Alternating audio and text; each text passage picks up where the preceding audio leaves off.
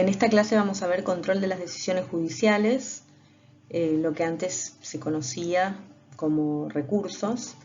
El Código Procesal Penal Federal deja atrás esa denominación. Van a ver que en ninguna parte de este código se menciona la palabra recurso, sino que se habla de impugnaciones, de vías impugnativas, y el objetivo que tiene es la desburocratización de las impugnaciones y la celeridad de los plazos. Todo justiciable sujeto de un proceso tiene derecho a que un tribunal superior del que dictó la decisión haga una revisión integral de la misma. En este sentido, la Corte Interamericana de Derechos Humanos, en su opinión consultiva 8 del 87, de 1987, estableció que para que un recurso o un medio de impugnación sea realmente efectivo, se requiere que sea idóneo para establecer si se incurrió o no en una violación de derechos humanos y en ese caso proveer lo necesario para remediarlo. Los principios de la impugnación son la revisabilidad de los actos procesales, es decir, se trata de actos humanos dictados por jueces, que por supuesto son falibles, por eso se busca la revisión de esos actos. Siempre tiene que haber un interés del perjudicado y que el perjudicado no consienta el acto. Si se consiente el acto, sea expresa o tácitamente, ya la vía impugnativa se pierde. Y por otro lado, el impugnante tiene que referirse a su agravio y sustentarse en eso. Entonces, si un acto, una decisión, una parte está viciada y la otra no, bueno, la parte viciada se va a revisar, pudiéndose revocar, y la otra parte va a subsistir. Siguiendo con los principios, está establecida la prohibición de reformatium peius, que más adelante lo vamos a ver porque tiene un artículo específico. También está la irrenunciabilidad anticipada de impugnar, que eso es una garantía constitucional, no se puede renunciar de antemano a ese derecho, por el principio de inocencia y el debido proceso. Y tiene que existir, por supuesto, la concurrencia de requisitos de admisibilidad y procedencia. Hay que cumplir con impugnar en determinado tiempo, ante el tribunal que corresponde y con las formalidades que la ley especifica. También entre los principios de la impugnabilidad está la doble instancia, ya que todo proceso, las resoluciones tienen que ser revisadas por otro tribunal. Entonces el que dicta la sentencia es el aquo y el que la revisa es el ad quem. Pero esta recurribilidad va a tener ciertas limitaciones. No se puede impugnar por impugnar para hacer el proceso largo, es decir, con fines dilatorios, sino tiene que existir un agravio, un vicio, un error, y hay que cumplir con las formalidades que la ley establece para poder acceder al trámite impugnativo. Ahora sí, adentrándonos en las normas generales de las decisiones que se pueden impugnar en el marco del Código Procesal Penal Federal, vamos a ir avanzando ya con el articulado. Los principios generales están en el artículo 344, que dice que las decisiones judiciales son impugnables solo por los medios y en los casos expresamente establecidos. Es decir, ahí ya nos da la pauta de que la impugnabilidad es la capacidad procesal para controlar las decisiones jurisdiccionales. Pero bueno, hay que cumplir con determinadas condiciones, tanto objetivas como subjetivas, es decir, requisitos de, como les decía antes, de tiempo, modo y lugar, y qué es lo que se puede impugnar, y por otro lado condiciones subjetivas, ver quiénes son los que pueden impugnar, qué sujetos del proceso son los que pueden impugnar y en qué supuestos. Además, sí, de ese propio artículo surge la taxatividad, porque dice que las decisiones judiciales serán impugnables solo por los medios y en los casos establecidos. Es decir, no todas las decisiones van a poder ser recurridas, siempre tiene que haber un perjuicio, un agravio, y eso es lo que va a dar lugar a que esa decisión pueda ser recurrida. Sin embargo, también vamos a ver que el legislador establece qué decisiones pueden ser recurridas, porque no todo va a poder ser objeto de impugnación. Y esto está ligado con la otra parte del artículo que se refiere a que el derecho a recurrir corresponde tan solo al que invoque un interés directo en la eliminación, revocación o reforma de la resolución impugnada. Es decir, el gravamen aparece como un requisito para impugnar. Yo tengo que tener un perjuicio, un gravamen, para poder impugnar esa decisión. Sin gravamen no hay legitimación para recurrir. Esto, desde luego, tiene que ver con limitar la vía impugnativa a los casos donde realmente haya un interés comprometido y no impugnar por impugnar. El Ministerio Público tiene la posibilidad de impugnar inclusive a favor del imputado.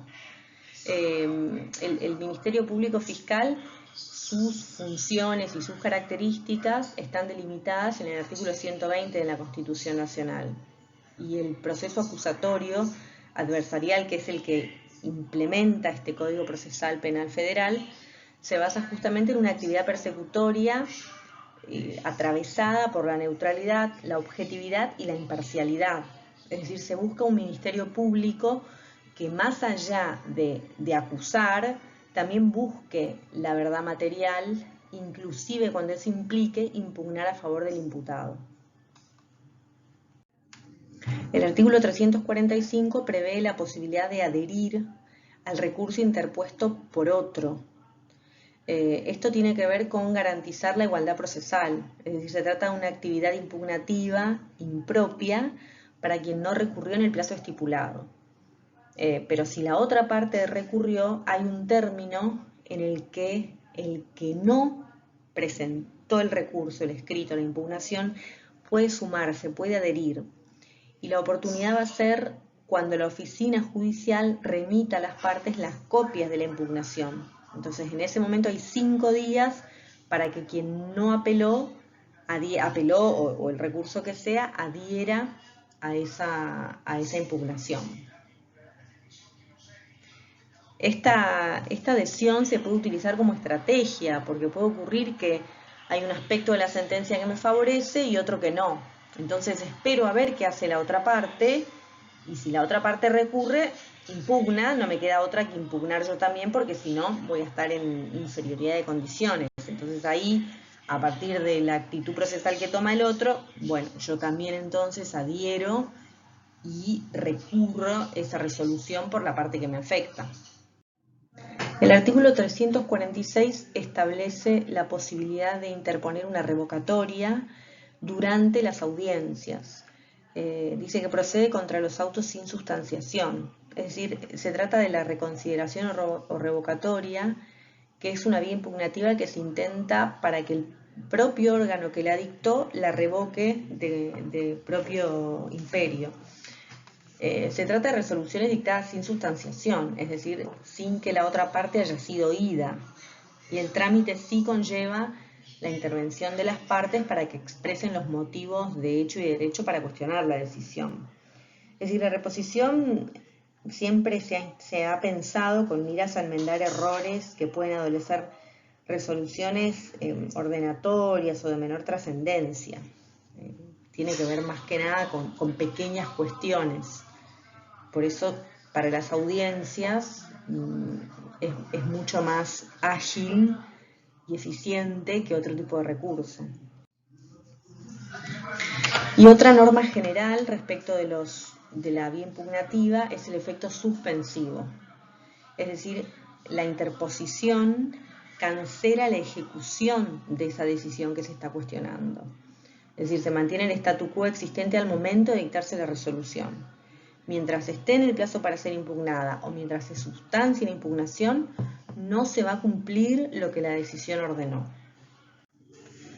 Por otro lado, existe el efecto extensivo en los casos donde hay varios imputados.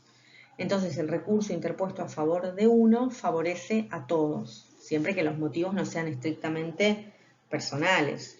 Y el fundamento es el principio pro homine, es decir, beneficiar a los sujetos que estén en esa misma situación. Y esto no es a pedido de parte, sino que es de oficio y es un mandato, no es discrecional del juez. Por supuesto que, como dije, si se trata de que la persona imputada haya actuado bajo error de tipo, de prohibición o sea inimputable, bueno, en esos casos no se va a extender el beneficio a favor de los demás coimputados. El artículo 349 establece la posibilidad de desistimiento, es decir, la parte que interpuso el recurso, antes de que sea resuelto, abandona la posibilidad de recurrir, es decir, desiste de la vía. Entonces el recurso simplemente no se va a resolver. Quienes tienen competencia para resolver esta vía impugnativa son los jueces con funciones de revisión. Y el límite que van a tener es la existencia y la extensión del agravio, es decir, no se trata de hacer un nuevo juicio, sino de revisar los puntos que fueron materia de controversia, materia de impugnación. Entonces los agravios van a ser el límite para efectuar la corrección cuestionada. Y esto tiene que ver con lo que les mencioné antes de la reforma Timpeius, porque ese límite impuesto por el agravio implica que la competencia del ADQUEM, es decir, del tribunal revisor, no puede implicar hacer más gravosa la situación del recurrente si solo recurrió el imputado. Y por otro lado, las impugnaciones interpuestas por los acusadores permitirán aún modificar o revocar la resolución a favor del imputado. Y eso tiene que ver con lo que les decía antes en cuanto a la aplicación del artículo 120 de la Constitución Nacional y el rol del Ministerio Público Fiscal, que va más allá de un acusador, sino que también se busca velar por la corrección del juicio, por el debido proceso, por buscar la verdad material.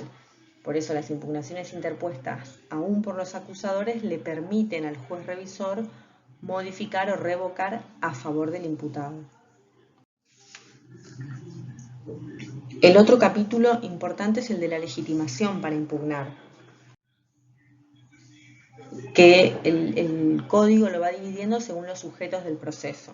Entonces, en primer lugar, en el artículo 352, tenemos la legitimación del imputado, que puede impugnar, y el artículo lista las decisiones que puede impugnar: la sentencia condenatoria, las medidas de coerción, la revocatoria del sobreseimiento, la decisión de aplicar a un proceso las normas del artículo 334, que es darle la característica de proceso complejo.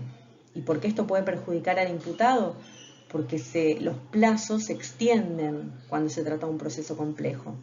Y para que sea un proceso complejo hay que tener determinadas características de complejidad, valga la redundancia, con lo cual el imputado podría cuestionar esta decisión. Y también, por último, las decisiones que se tomen durante la ejecución de la pena.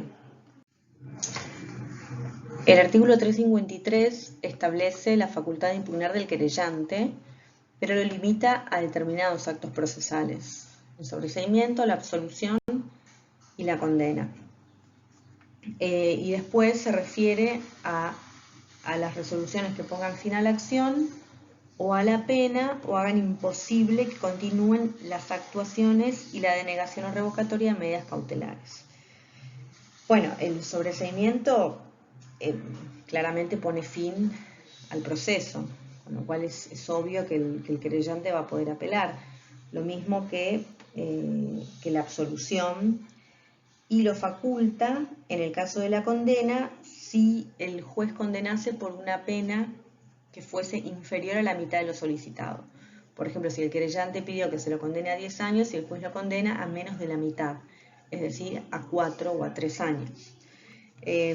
Después, las resoluciones que pongan fin a la acción o a la pena, se trata de los autos que ponen fin a la acción, a la pena o hacen imposible que continúen las actuaciones. Se trata de los casos de prescripción, una amnistía, un indulto, que bueno, ese tipo de resoluciones se equiparan a una sentencia definitiva porque ponen fin a la acción o a la pena, se impiden la continuación de ese proceso, con lo cual tiene sentido que se habilite al querellante a apelar. Y que hagan imposible continuar las actuaciones es lo mismo. Ahí hay un perjuicio de difícil o imposible reparación ulterior y por eso también se hace la equiparación de la sentencia. Y en el caso de la causal de denegación o revocación de medidas cautelares, cuando no hubiere dos pronunciamientos en el mismo sentido. Esto tiene que ver con la posibilidad de revisar la provisionalidad de las medidas cautelares, ya que solo pueden ser decretadas o mantenidas mientras permanezca invariable la situación fáctica que dio lugar a que el juez ordene esas medidas cautelares. El civilmente demandado puede recurrir la sentencia en la medida de su perjuicio. Y tal vez acá lo que se plantean algunos es si el núcleo del problema, digamos, tiene que ver con el agravio. Si ese agravio debe provenir solamente de la parte resolutiva de la sentencia o también puede provenir de los considerandos, porque tal vez a veces la descripción de los hechos o cómo se toma la prueba lo puede perjudicar de alguna manera. Entonces, bueno, acá habrá que ver si se toma una posición restrictiva o amplia en cuanto a lo que el civilmente demandado puede cuestionar. El Ministerio Público Fiscal puede impugnar los sobreseimientos y demás resoluciones que pongan fin a la acción y a la pena, la sentencia absolutoria, la sentencia condenatoria si la pena aplicada fuera inferior a la mitad de la pena pretendida, las decisiones que se tomen durante la ejecución de la pena. Es decir, es similar al querellante, pero estos límites no rigen si el imputado es funcionario público y el hecho se cometió en el ejercicio de la función o en ocasión de ella.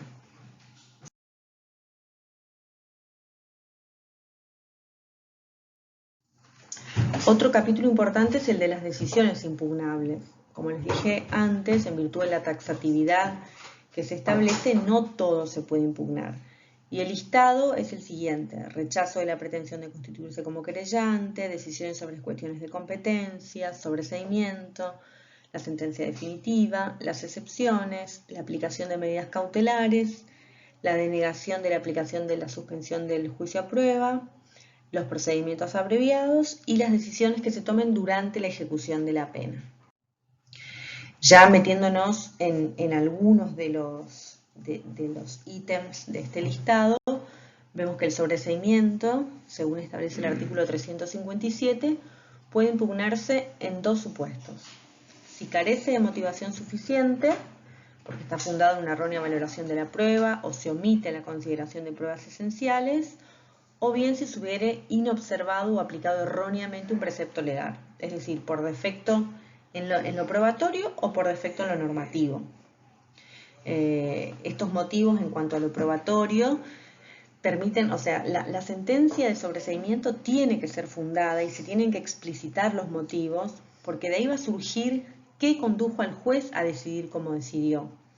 Y la valoración de la prueba implica un análisis dinámico. No es meramente listar la prueba que hay, sino relacionarla con el caso. Entonces, por eso a veces se cuestiona en cuanto a que carece de motivación suficiente, porque simplemente se hace un raconto de la prueba que se hizo, pero no se la relaciona con el hecho y por qué eso nos lleva al juez a sostener que hay que sobreseer a esa persona. Y en cuanto a la omisión de una prueba, por supuesto tiene que ser una omisión esencial, porque el sistema de análisis probatorio que tenemos es la sana crítica. El juez puede escoger una prueba sobre la otra y no tiene que explicarlo, a menos que sea una prueba esencial, el testigo que vio todo o la pericia, y la omita en ese sobreseimiento. Entonces ahí, si esa omisión es esencial, puede dar lugar al cuestionamiento de ese sobreseimiento. Y el otro supuesto, bueno, también tiene que ser un ostensible apartamiento del derecho vigente. No tiene que ser un tema de interpretación o de distintas doctrinas respecto a un tema, sino un ostensible apartamiento de lo que la norma dice. El artículo 358 se refiere a los supuestos en que la sentencia condenatoria puede impugnarse, es decir, los motivos por los que esa sentencia condenatoria puede impugnarse. Y bueno, es un listado de varios incisos que ustedes lo pueden leer tranquilos y se explican por sí mismos, pero bueno, como ven, se trata de inobservancia de una garantía constitucional, si se aplicó erróneamente la ley penal, si no hay motivación suficiente. Es decir, esos son los motivos por los cuales una sentencia condenatoria puede ser cuestionada. Y lo mismo cabe respecto de la sentencia absolutoria. En este caso es el querellante o el fiscal quienes pueden cuestionarla, y los motivos para esa impugnación van a ser si se alega la inobservancia del derecho de tutela judicial de la víctima, si se aplicó erróneamente la ley, si la sentencia carece de motivación suficiente, si no se cumplieron los requisitos esenciales de la sentencia. Es decir, también tenemos un listado de los motivos que de todas formas son muy amplios, con lo cual va a estar incluido prácticamente cualquier agravio que pueda tener alguien respecto a una sentencia, sea condenatoria o sea absolutoria, según sea el imputado o la querella o el fiscal. Bien, y llegamos a cómo tramitan estas impugnaciones. Que el código anterior tenía como distintos recursos. Teníamos el recurso de reposición, el recurso de apelación, el recurso de casación, y este código prevé simplemente este trámite como impugnación de decisiones, y es una norma genérica para todos los supuestos. El legislador condensó todos los requisitos en una sola norma. Sí hay que destacar que no hay examen de admisibilidad por parte de la persona que dictó la decisión que se impugna, porque con el régimen anterior, bueno, que todavía está vigente, pero es el código anterior, uno interponía el recurso de apelación, por ejemplo, ante el juez de primera instancia, y el juez decidía si concedía o no el recurso. Se tenía que hacer un pequeño examen de admisibilidad, que generalmente lo concedía, pero podía suceder que no. En este nuevo código no hay examen de admisibilidad, lo cual tiene sentido, porque el que decidió es difícil que esté cómodo cuestionando su propia decisión. Entonces lo único que tiene que hacer es recibirlo, y si están los requisitos de tiempo y lugar, es elevarlo al ADQUEM. E incluso le da la posibilidad al impugnante de que si algún requisito no está bien, lo intime para que en el plazo de 5 días lo subsane y después lo envíe para que se le dé el trámite de la impugnación. Bueno, la vía impugnativa va a ser por escrito. Esta primera etapa de interposición de lo que se llamaba recurso va a ser por escrito, tiene que ser fundado, y si se indica más de un motivo de impugnación hay que desarrollar cada uno de sus fundamentos. Y el impugnante tiene que acompañar copias para dar traslado a la otra parte. El lugar se tiene que presentar ante el juez que dictó la decisión, y el plazo, que antes era de 3 días, ahora va a ser de 10 días si se trata de una sentencia condenatoria o absolutoria, que bueno, antes ese era el plazo para presentar una casación. Ahora, como les dije, esto no está dividido por recursos, sino que es todo un trámite y simplemente diferencia los plazos. Si se trata de una sentencia condenatoria absolutoria son 10 días, 3 días si se trata de una medida cautelar, y la regla general son 5 días. Y luego de eso la oficina judicial va a enviar copias de la impugnación a todas las partes. Ahí se pueden deducir las adhesiones que mencioné antes, se sortean los jueces que intervienen y se fija una audiencia dentro de los 5 días desde la notificación. Y dentro de esos 5 días está el plazo para adherir al recurso. ¿Qué pasa si deniegan ese recurso? Bueno, se puede presentar una queja. El impugnante puede ir en queja ante el tribunal revisor directamente. El trámite. Hay una audiencia, esta audiencia se llama audiencia y prueba, y ahora vamos a ver por qué. La audiencia se celebra con todas las partes, deben presentar oralmente los fundamentos de la impugnación, pueden ampliar los fundamentos o desistir de algún motivo si ya no lo consideran pertinente. Los jueces, por supuesto, pueden interrogar acerca de las cuestiones y los fundamentos, doctrinas o jurisprudencias, Y la idea es que sea una audiencia dinámica, es decir, no que sea solamente conceder la palabra a uno y a otro en forma automática, sino que haya como un litigio en el sentido de un ida y vuelta y que sea algo dinámico. Y se llama audiencia y prueba porque es algo novedoso, se le da la posibilidad al impugnante de pedir prueba para esta audiencia. Obviamente cuando interpone el recurso, cuando interpone la impugnación, tiene que pedir la prueba, tiene que justificar el porqué. No se trata simplemente de que sea una prueba que se denegó en la instancia anterior, sino que tiene que expresar los motivos. ¿Por qué es tan trascendental esa prueba que hasta ese momento no se hizo o no existía porque es un hecho nuevo? Obviamente que esto va a ser algo excepcional, no se trata de abrir otra etapa de juicio en la etapa de impugnativa. Y entonces quien ofreció esa prueba, bueno, va a tener a cargo la realización de la misma, y para el momento de la audiencia esa prueba tiene que estar hecha, y en la audiencia entonces se va a tratar sobre esa nueva prueba y sobre los demás elementos y fundamentos de la impugnación. Las características de esta audiencia, bueno, es la oralidad, que por supuesto es conveniente la verbalización por sobre lo escrito, que la oralidad ya estaba instalada con el código anterior, pero bueno, muchas cámaras de todas formas daban la posibilidad de hacerlo por escrito, o inclusive era como regla escrito, y si querías tenías que informar que deseabas hacerlo en forma oral.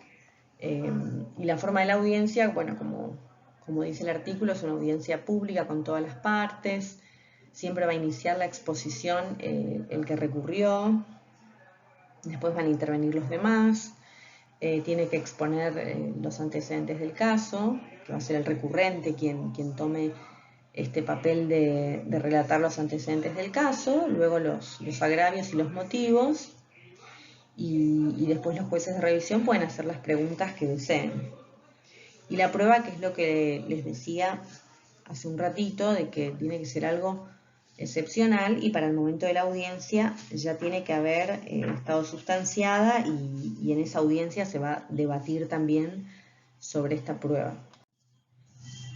El plazo de resolución para este recurso van a ser 20 días si se trata de una sentencia condenatoria o absolutoria, lo cual es poco tiempo. Es decir, hoy por hoy un recurso de apelación, o sea, de un procesamiento o de un sobreseimiento si uno es querella, dura por lo menos un año, hasta que te fijan la audiencia y vas a la audiencia y después lo resuelven, tarda un año. Y si es una sentencia condenatoria absolutoria donde interviene la Cámara de Casación, más todavía, un año hasta que fijen la primera audiencia y después tal vez otro año más hasta que se resuelva.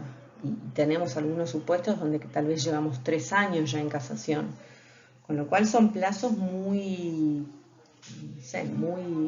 positivos o con expectativas muy altas, pero bueno, veremos cómo se desarrolla en la práctica. El artículo 364 establece el doble conforme, que es para los supuestos donde la impugnación la promueve el fiscal o el querellante y es adversa al imputado. Entonces el imputado en ese caso puede solicitar su revisión. Y esto tiene que ver con que nuestro país fue condenado por la Corte Interamericana de Derechos Humanos en el caso Mohamed, ya que esta persona se vio privada del derecho al recurso, pues resultó condenado en la instancia revisora. Entonces, cuando el imputado viene con una sentencia favorable y en una instancia revisora se revoca esa sentencia favorable y se lo condena, entonces tiene la posibilidad de solicitar la revisión de esa decisión, justamente para cumplir con todas las normas internacionales que exigen el doble conforme.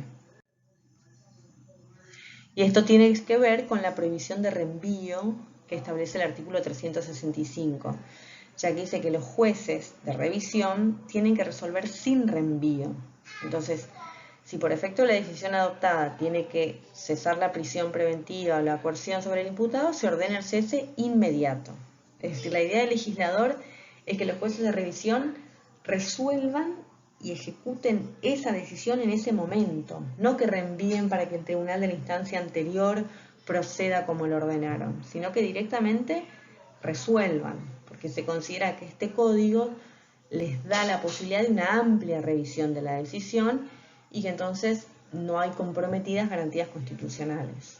De todas maneras, hay mucha doctrina que critica y cuestiona este sistema, porque habían algunas salas de las distintas cámaras que realizaban esto de no reenviar y de directamente resolver. Entonces llegaba un sobreseimiento y consideraban que no estaba bien, procesaban.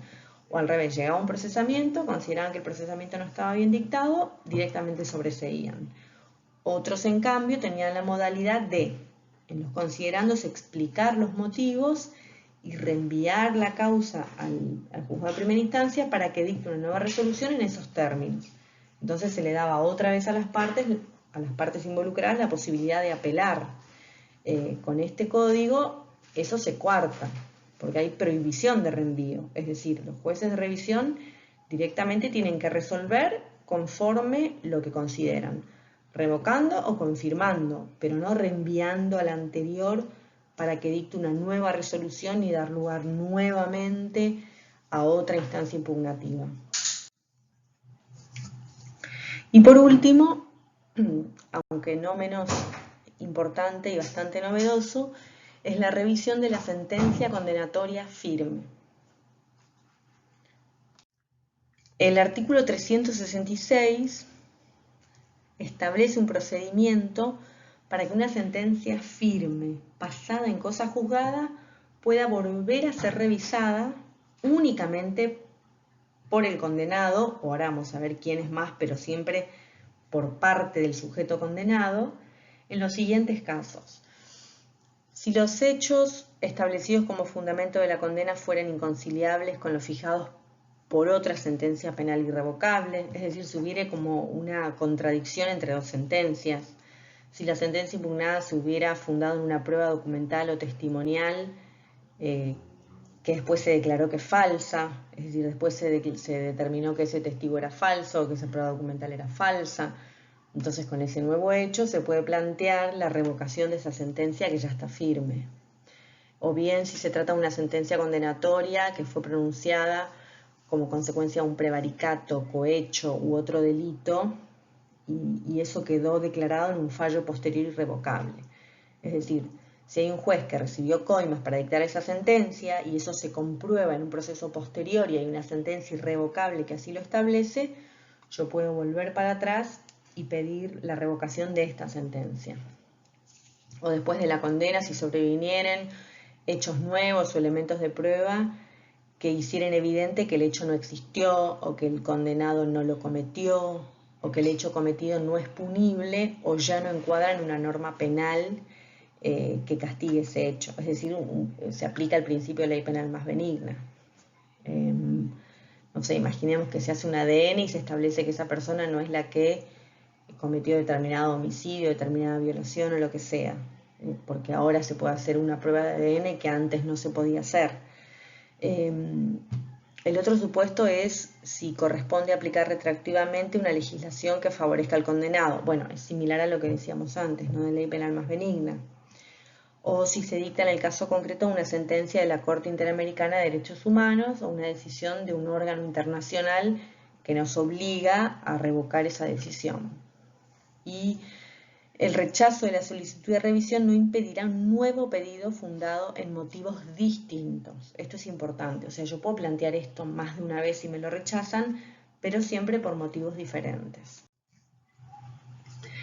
La doctrina dice que esto no es una vía impugnativa, sino que es un proceso establecido por el legislador para conseguir la revocación de una sentencia firme pasada en cosa juzgada, cuando por algún motivo esa sentencia se dictó por medios irregulares o ilícitos. La legitimación y el tiempo, bueno, como vimos, no hay tiempo, en todo momento se puede plantear esto, y es únicamente a favor del condenado. Y las causales, como vimos, son taxativas, y tiene que ser algo que surgió en un tiempo posterior al dictado de la sentencia, o que surgió o que se advirtió posteriormente. Y en cuanto a la legitimación, como les adelanté, El condenado nada más puede plantearlo, el condenado y, bueno, su defensor o el representante del Ministerio Público Fiscal siempre que sea a favor del condenado, y el cónyuge, conviviente, ascendiente o descendiente si el condenado hubiera fallecido. Es decir, vemos que la legitimación se limita a determinados sujetos procesales. Bueno, esto se interpone ante el juez de revisión, se sortean 3 jueces, menos los que, exceptuando, sacando a los que ya intervinieron en el caso, y tiene que contener una referencia concreta a los motivos en que se funda, qué disposiciones legales o qué nueva prueba aconteció para plantearlo, y tiene que ofrecerse la prueba, agregarse la documentación y aportarse copia de la sentencia de condena. Bueno, por supuesto que si no se posee copia de esa sentencia, se puede subsanar esto pidiendo mediante un oficio copia de la sentencia al tribunal que la dictó. Y el procedimiento, bueno, van a ser las reglas que rigen las impugnaciones en cuanto a la audiencia y la modalidad y las copias a la otra parte, etcétera. Caben las explicaciones que dimos al trámite de las impugnaciones. Y en cuanto a la decisión, si los jueces hicieran lugar a esta revisión, van a pronunciar directamente la sentencia definitiva y las medidas que sean consecuencia de esta, si la persona está presa a su libertad, o bueno, lo que pueda hacerse para remediar las consecuencias de esa sentencia mal dictada. Y bueno, o sea, se van a decidir, digamos, 2 cuestiones.